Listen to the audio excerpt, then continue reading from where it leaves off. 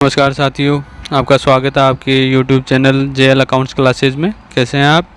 आज की वीडियो में अपन बात करेंगे जूनियर अकाउंटेंट और टीआरए एग्ज़ाम के लिए जेएफ के चैप्टर 5 स्वीकृति की शक्तियां यानी पावर्स ऑफ सैंक्शन के बारे में, जो एमसीक्यूज अपने एग्ज़ाम के रिलेटेड बन सकते हैं। तो अपना जो पहला क्वेश्चन है वो है, राज्य सरकार की वे वित्तीय शक्तियाँ जो किसी अन्य विभाग या प्राधिकारी को प्रत्यायोजित नहीं की गई है, वित्त विभाग में निहित होगी। जेएफ के कौन से नियम का प्रावधान है?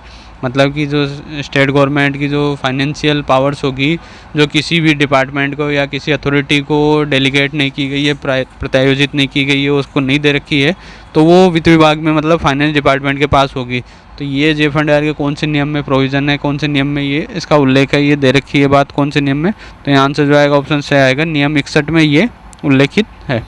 फिर क्वेश्चन सेकंड है, जिला स्तर पर चिकित्सा विभाग के कार्यालय को प्रत्यायोजित शक्ति का उपभोग कि उसी विभाग के कौन से अधिकारी नहीं कर सकते हैं? मतलब जो डिस्ट्रिक्ट लेवल के जो हेल्थ डिपार्टमेंट होंगे, चिकित्सा विभाग के जो कार्यालय होंगे, ऑफिस होंगे, तो उनको जो डेलीगेट कर रखी है पावर्स, उनका उपभोग उस विभाग के कौन से अथॉरिटी, कौन से ऑफिसर्स नहीं कर पाएंगे। मतलब उस विभाग में जो लग रखे हैं उनमें से कौन सा अधिकारी उन शक्तियों का जो विभाग को मिली हुई है उनका उपभोग नहीं कर सकता है। तो यहाँ आंसर जो आएगा ऑप्शन ए आएगा, उप कार्यालय अध्यक्ष। मतलब जो सब हेड ऑफ ऑफिस होगा वो इसका उपभोग नहीं कर सकता, उसका यूज नहीं कर सकता उन पावर्स का। बाकी जो संभाग स्तरीय अधिकारी है या विभागाध्यक्ष है या प्रशासनिक विभाग का प्रमुख है, ये सारे उन शक्तियों का प्रयोग कर सकते हैं। फिर क्वेश्चन थर्ड है, सक्षम प्राधिकारी द्वारा स्वीकृति जारी करने के मामले में शक्तियों का प्रयोग करने का नियम है।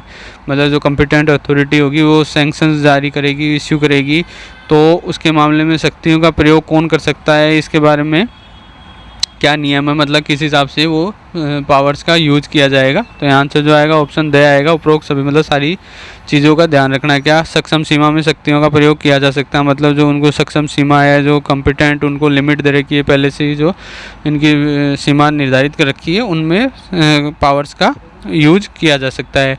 फिर है, पिछले मामलों को नियमित करने में शक्ति का प्रयोग कर सकेंगे। मतलब जो भी अधिकारी होंगे वो जो पुराने मामले होंगे उनको भी नियमित करने के में शक्तियों का प्रयोग कर सकते हैं। मतलब पुराने कोई मामला होगा उनको भी वो नियमित कर सकते हैं, मतलब भूतलक्षी प्रभाव से, मतलब रेट्रोस्पेक्टिव इफेक्ट से वो कर सकते हैं ऐसा काम। यदि अधीनस्थ अधिकारी द्वारा सीमा से ज़्यादा व्यय कर दिया गया हो तो अधिक व्यय निर्धारित सीमा में नियमित करने की स्वीकृति दे सकता है। मतलब कोई उसका सबऑर्डिनेट ऑफिसर है, जो नीचे वाला अधिकारी है, उसने सीमा से अधिक व्यय कर दिया, मतलब जो उसको लिमिट थी उससे ज़्यादा एक्सपेंस उसने कर दिया हो, ज़्यादा खर्चा कर दिया हो, तो ये जो ज़्यादा खर्चा हुआ है उसको जो सक्षम अधिकारी की जो निर्धारित सीमा, उसको जो लिमिट दे रखी है, उस लिमिट में वो उसको नियमित कर सकता है, मतलब उसको ऑथोराइज कर सकता है उस पेमेंट को।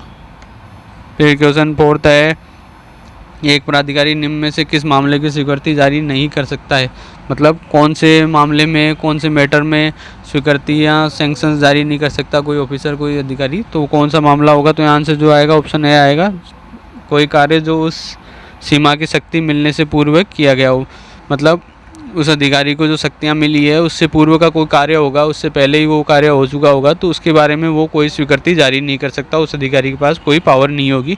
बाकी प्रत्यायोजन की सीमा में भूतलक्षी मंजूरी के मामले में वो स्वीकृति जारी कर सकता है, मतलब रेट्रोस्पेक्टिव जो मंजूरी होगी, जो पहले से ही जो इसको मंजूरी दी जानी होगी वो दे सकता है।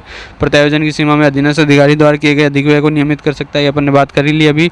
अपने पद के अलावा अन्य पद पर कार्य करने पर उस पद के कार्यों की निर्धारित शक्ति की सीमा में स्वीकृति, मतलब अगर उसको खुद की पोस्ट के अलावा किसी और पोस्ट पर भी कार्य कर रहा है, वो उस पर भी लगा रखा है, उस पर भी वो काम कर रहा है, तो उस पद पर जो कार्यों की स्वीकृति उसको मिली होगी, निर्धारित शक्तियों का यूज करने की जो स्वीकृति उसके पास होगी, उस सीमा में वो स्वीकृति जारी कर सकता है। फिर क्वेश्चन फिफ्थ है, कोई भी विभाग या प्राधिकारी वित्त विभाग की पूर्व सहमति के बिना कोई ऐसा आदेश जो उसकी प्रत्यायोजन की सीमा के आदेशों से भिन्न हो जारी नहीं करेगा। जेएफ के नियम 65 के अनुसार वह कौन सा मामला है? मतलब कोई भी डिपार्टमेंट, कोई भी ऑफिसर फाइनेंस डिपार्टमेंट की प्रायर अप्रूवल के बिना कोई भी ऐसा ऑर्डर जारी नहीं करेगा जो उसको जो डेलीगेटेड पावर्स है उसके पास, उसके हिसाब से जो वो ऑर्डर जारी कर सकता है। उनके अलावा कोई ऑर्डर उसको जारी करना होगा तो पहले फाइनेंस डिपार्टमेंट से उसको प्रायर अप्रूवल लेनी होगी। तो जेएफ के 65 नियम में ये दे रखा है, तो ये इसके अनुसार वो कौन सा मामला है, कौन से मामलों में वो बिना परमिशन के स्वीकृति जारी नहीं कर सकता? तो यहाँ आंसर जो आएगा ऑप्शन दे आएगा, उपरोक्त सभी, मतलब सभी मामलों में। कौन कौन सी? भूमि की मंजूरी, मतलब लैंड सैंक्शन करने का कोई मामला हो, राजस्व का निर्धारण या रियायत, मतलब कोई रेवेन्यू का जो असेसमेंट हो उसको निर्धारित करना हो कि वो रेवेन्यू में आएगी कि नहीं, या उसको रियायत मतलब उसमें छूट देने का कोई मामला हो, खनिजों के लिए लाइसेंस, मतलब जो मिनरल्स वगैरह जो होते हैं माइंस वगैरह और मिनरल्स वगैरह, उनके लिए जो लाइसेंस इश्यू करना होता है, रिन्यू करना होता है, इनसे रिलेटेड जो भी मामले होंगे उसमें पहले प्रायर अप्रूवल फाइनेंस की लगेगी। फिर क्वेश्चन 6 है, JFNDR के नियम 66 के प्रावधानानुसार हानियों की अपलेखन की स्वीकृतियां जांच के लिए भेजी जाएगी। मतलब JFNDR के नियम 66 में ये प्रावधान कर रखा है कि जो भी राइट ऑफ किया जाएगा हानियों का, जो लॉसेज हो गए उनको अपलेखित करेंगे तो उनकी जो सैंक्शंस निकलेगी उनको जांच करवाई जाएगी। और जांच के लिए किसके पास भेजेंगे, तो यहाँ आंसर जो आएगा ऑप्शन बी आएगा, महालेखाकार मतलब AG के पास उन स्वीकृतियों को, सैंक्शंस को भेजा जाएगा जाँच करने के लिए वो सही है कि नहीं। फिर क्वेश्चन 7 है, प्रशासनिक विभाग द्वारा अपनी वित्तीय शक्तियों से परे स्वीकृति मंत्रिमंडल के निर्णय के आधार पर जारी करता है। ऐसी स्थिति में आदेश की सूचना किसकी स्वीकृति के बाद किस प्राधिकारी को भिजवाता है। मतलब जो भी एडमिनिस्ट्रेटिव डिपार्टमेंट होगा, प्रशासनिक विभाग जो होगा, वो उसको जो फाइनेंशियल पावर मिली हुई है, उसको वित्तीय शक्तियाँ मिली हुई है, उसके अलावा अगर वो स्वीकृति को जारी करता है वो कैबिनेट के डिसीजन के आधार पर जारी करता है। मान लो कोई मंत्रिमंडल जो है सरकार का, उसने कोई निर्णय किया, उसके आधार पर वो स्वीकृति को जारी करता है। तो ऐसी स्थिति में वो आदेश की सूचना जो होगा वो किसकी स्वीकृति से लेगा और किसको वो भिजवाएगा, कौन से प्राधिकारी के पास वो भिजवाएगा। तो आंसर जो आएगा ऑप्शन सी आएगा, वित्त विभाग की स्वीकृति के पश्चात महालेखाकार को, मतलब पहले फाइनेंस डिपार्टमेंट से अप्रूवल लेगा और ये स्वीकृति के बाद उसको महालेखाकार मतलब AG को वो भिजवाएगा इसकी सूचना। फिर क्वेश्चन 8 है, निम्न में से कौन सी स्वीकृति को महालेखाकार को भिजवाने की आवश्यकता नहीं है। मतलब जो सैंक्शन कौन सी है, कौन से मैटर में सैंक्शन ली होगी तो उसको AG को भिजवाने की आवश्यकता नहीं है, बाकी में AG को भिजवाने की आवश्यकता होती है सैंक्शंस को, तो कौन से मैटर में ये ज़रूरी नहीं है। तो यहाँ से जो आएगा ऑप्शन बी आएगा, सरकारी कर्मचारियों के ऋण एवं अग्रिम की स्वीकृति। मतलब जो भी गवर्नमेंट एम्प्लॉयज़ को जो लोन्स और एडवांस मिले होंगे उनके जो सैंक्शंस होगी, उनको स्वीकृति जो मिली होगी इस काम के लिए, उसको महालेखाकार को भिजवाने की आवश्यकता नहीं है। फिर क्वेश्चन 9 है, अपने निम्न में से कौन सी वित्तीय स्वीकृतियाँ महालेखाकार को भिजवानी जानी चाहिए। मतलब कौन सी जो फाइनेंशियल जो सैंक्शंस निकलेगी वो AG को भिजवाई जानी आवश्यक है, मतलब उसके बाद भिजवाई जानी ज़रूरी है। तो यहाँ आंसर जो आएगा ऑप्शन द आएगा, राजस्व की माफ़ी की स्वीकृति। मतलब जो अपनी रेवेन्यू होगी सरकार की, उसको अगर माफ़ किया जाता है, वेव किया जाता है, तो उसकी जो सैंक्शन निकलेगी वो महालेखाकार को भिजवाई जानी आवश्यक है। बाकी अस्थायी पदों को चालू रखने एवं बंद करने की स्वीकृति जो होगी उसको ज़रूरी नहीं है भिजवाना।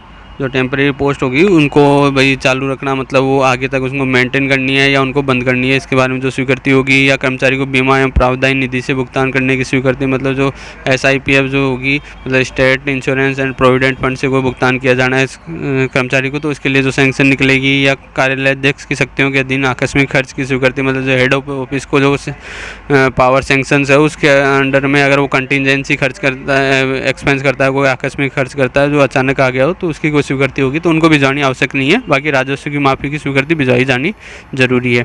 फिर क्वेश्चन 10 है, स्वीकृतियाँ कब से प्रभावी मानी जाती है। मतलब सैंक्शन कब से इफेक्टिव मानी जाएगी, कब से प्रभावी होगी, कब से वो लागू होएगी एक तरह से। तो यहाँ आंसर जो आएगा ऑप्शन ए आएगा, स्वीकृति जारी करने की दिनांक से यदि प्रत्यक्ष से अन्य दिनांक का उल्लेख नहीं हो। मतलब जब सैंक्शन जारी करने की जो डेट होगी उससे यदि उस सैंक्शन में कोई डेट नहीं दे रखी हो, अलग से उसका उल्लेख नहीं कर रखा हो कि कब से ये लागू होगी, तो जिस दिन ये जारी की हुई होगी, जिस दिन ये इश्यू होगी, उस दिन इश्यू डेट से ये प्रभावी मानी जाती है। फिर क्वेश्चन 11 है, स्वीकृतियों के प्रभावी होने के संबंध में प्रावधान JFNDR के किस नियम में। मतलब कब से ये प्रभावी होगी, कब से इफेक्टिव होगी ये, तो इसके बारे में कौन सा प्रोविज़न जो है कौन से नियम में दे रखे हैं JFNDR के। तो यहाँ आंसर जो आएगा ऑप्शन बी आएगा, नियम 70 में इनका उल्लेख कर रखा है। फिर क्वेश्चन 12 है, सरकारी कर्मचारियों के वेतन संशोधन या रियायत संबंधित स्वीकृतियाँ किसकी स्वीकृति से जारी की जा सकती है। मतलब जो सरकारी कर्मचारी होंगे उनके जो सैलरी में कोई अमेंडमेंट करना होगा, संशोधन करना होगा, या कोई रियायत देनी होगी, उनको कोई छूट देनी होगी, तो इस संबंध में जो सैंक्शन जारी होगी वो पहले किसकी अप्रूवल ली जाएगी, इसके लिए किसकी स्वीकृति ली जाएगी। तो यहाँ आंसर जो आएगा ऑप्शन द आएगा, वित्त विभाग मतलब फाइनेंस डिपार्टमेंट से पहले उसके लिए अप्रूवल ली जाएगी, उसके बाद ही स्वीकृतियाँ जारी होगी। फिर क्वेश्चन 13 है, वेतन आदि के संशोधन की भूतलक्षी मंजूरी के लिए सामान्य प्रकरण में कितनी समय सीमा निर्धारित है। मतलब वेतन आदि के जो भी संशोधन होंगे इसके लिए जो भी भूतलक्षी मंजूरी होगी, मतलब रेट्रोस्पेक्टिव मंजूरी के लिए, मतलब पुराने समय से, मतलब कितने समय पुराने के सामान्य प्रकरण में कितनी समय सीमा निर्धारित है कि कितने समय से पूर्व के संशोधन नहीं होंगे, इतनी सीमा तक ही संशोधन होंगे पूर्व के। तो ये कौन सी सीमा है, तो यहाँ आंसर जो आएगा ऑप्शन से आएगा 3 वर्ष। मतलब 3 वर्ष पुराने वेतन आदि संशोधन होंगे वही भूतलक्षी प्रभाव से लागू हो सकते हैं, उनकी सैंक्शन जारी हो सकती है, बाकी उससे पुराने मैटर में ये जारी नहीं होगी। फिर क्वेश्चन 14 है, पदों के सृजन में भूतलक्षी प्रभाव किसकी स्वीकृति से दिया जाएगा। मतलब जो पोस्ट होगी उनका क्रिएशन करनी हो, कोई नई पोस्ट सर्जित करनी हो, बनानी हो, तो उसके लिए भूतलक्षी प्रभाव किसकी स्वीकृति से दिया जाएगा। मतलब रेट्रोस्पेक्टिव मतलब पीछे की डेट से किसकी स्वीकृति से ये अप्रूवल दी जाएगी। तो यहाँ से जो आएगा ऑप्शन बी आएगा, वित्त विभाग मतलब फाइनेंस डिपार्टमेंट ही ये सैंक्शन कर सकता है, अप्रूवल दे सकता है। फिर क्वेश्चन 15 है, स्वीकृतियों के लैप्स होने के सामान्य सिद्धांत किस नियम में वर्णित है। मतलब जो सैंक्शंस है वो कब लैप्स होगी, कब व्यापगत होगी, मतलब कब समाप्त मानी जाएगी। तो इसके जो सामान्य सिद्धांत है, जो जनरल प्रिंसिपल्स है, वो कौन से नियम में दे रखे हैं JF&R के, तो वो आंसर ऑप्शन दे आएगा नियम 72। तो नियम 72 में इसके बारे में उल्लेख कर रखा है। फिर क्वेश्चन 16 है, एक स्वीकृति जिसमें वैधता अवधि का अंकन नहीं किया गया हो तो वह कितने समय पश्चात समाप्त मानी जाएगी। मतलब कोई भी सैंक्शन जारी होती है और उसमें उसकी वैधता अवधि का मतलब कब तक वो वैध रहेगी, कब तक वो वैलिड रहेगी, मतलब वैलिडिटी पीरियड उसमें नहीं दे रखा है, मेंशन नहीं कर रखा है, तो वो कितने समय बाद समाप्त मानी जाएगी, कब वो लैप्स हो जाएगी। तो यहाँ आंसर जो आएगा ऑप्शन से आएगा 12 माह पश्चात, मतलब 12 महीने बाद वो सैंक्शन समाप्त मानी जाती है अगर उसमें कोई अवधि का अंकन नहीं हो।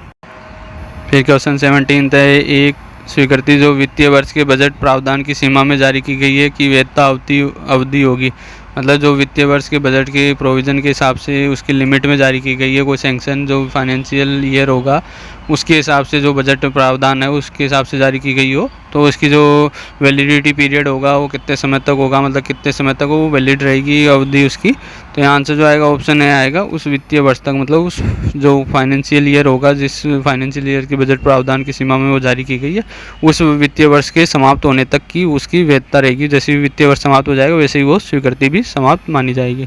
फिर क्वेश्चन 18 था, एक स्वीकृति जिसकी वैधता अवधि निर्धारित है परंतु वैधता अवधि के पश्चात भी स्वीकृति किन परिस्थितियों में जारी रह सकती है। मतलब कोई सैंक्शन जारी की है, उसकी वैलिडिटी पीरियड पहले से डिसाइड कर दिया है कितने समय के लिए वो वैलिड रहेगी, वैध रहेगी, उसके बाद वो समाप्त हो जाएगी। लेकिन कुछ परिस्थितियां हैं, कौन सी कंडीशंस है जिनमें ये वैधता अवधि के पश्चात भी जारी रहती है, मतलब ये सैंक्शन उस वैलिडिटी पीरियड के बाद भी लैप्स नहीं होती है, ख़त्म नहीं होती है, वो जारी रहती है। तो कौन सी वो परिस्थितियाँ होगी। तो यहाँ आंसर जो आएगा ऑप्शन दे आएगा, उपरोक्त सभी, मतलब सारी कंडीशंस जो होगी उसमें ये आगे भी जारी रह सकते हैं। कौन कौन सी क्रय के मामले में निविदा स्वीकृत कर ली गई हो, मतलब कोई परचेजिंग करनी हो, कोई प्रोक्योरमेंट करना हो, कुछ खरीदारी करनी हो, तो उसके लिए अगर टेंडर स्वीकृत हो गया हो, टेंडर अपन ने जो जारी किया था उसको फाइनल कर दिया, मतलब स्वीकृत कर लिया हो कि उसमें निविदा दाता मतलब किसको टेंडर दिया जाना है ये फाइनल हो गया हो, तो भी वो जारी रहेगी। सैंक्शन DGSD पर क्रयादेश जारी कर दिया गया हो परंतु माल प्राप्त नहीं हुआ हो, मतलब जो director goods supply and dispose जो डिपार्टमेंट है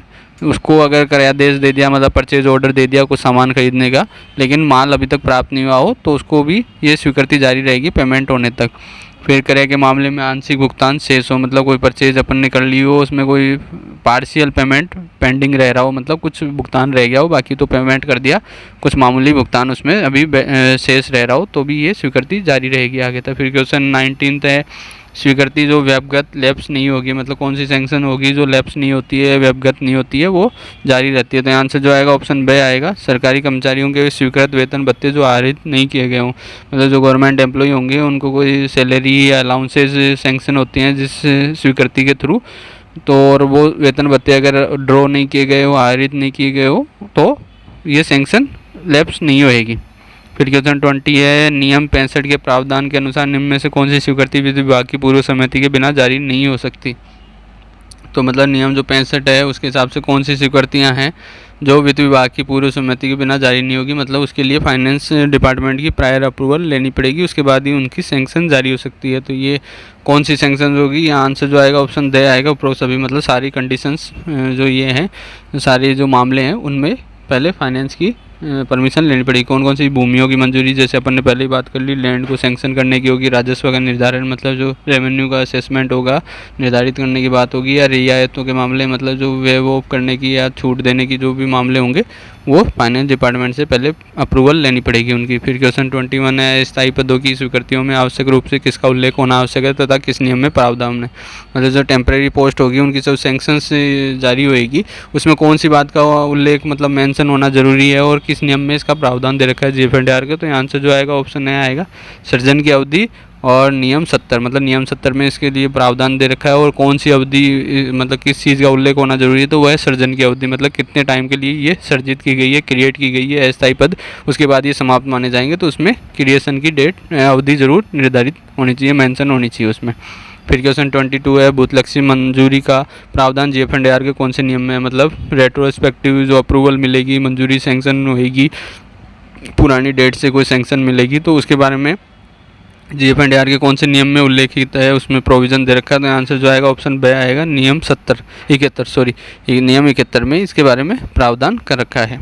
तो साथियों, यहाँ अपन ने चैप्टर 5 से संबंधित जो 6 एमसीक्यूज अपने बन सकते हैं एग्जाम से रिलेटेड, वो अपन ने यहाँ डिस्कस कर लिया। अब नेक्स्ट वीडियो में मैं चैप्टर 6 से लेकर के जो एमसीक्यूज बन सकते हैं एग्जाम से लेकर, वो मैं हाजिर होऊंगा। तब तक प्लीज़ वेट कीजिएगा। वीडियो पसंद आई हो तो लाइक और शेयर कीजिएगा, और अपने फ्रेंड्स के साथ शेयर ज़रूर कीजिएगा। और मेरे चैनल को सब्सक्राइब नहीं किया तो प्लीज़ चैनल को सब्सक्राइब ज़रूर कीजिएगा। और साथ ही मेरे टेलीग्राम चैनल को ज्वाइन करने के लिए मैंने डिस्क्रिप्शन में आपको लिंक दे रखा है, उससे को आप क्लिक करके टेलीग्राम चैनल से जुड़ सकते हैं।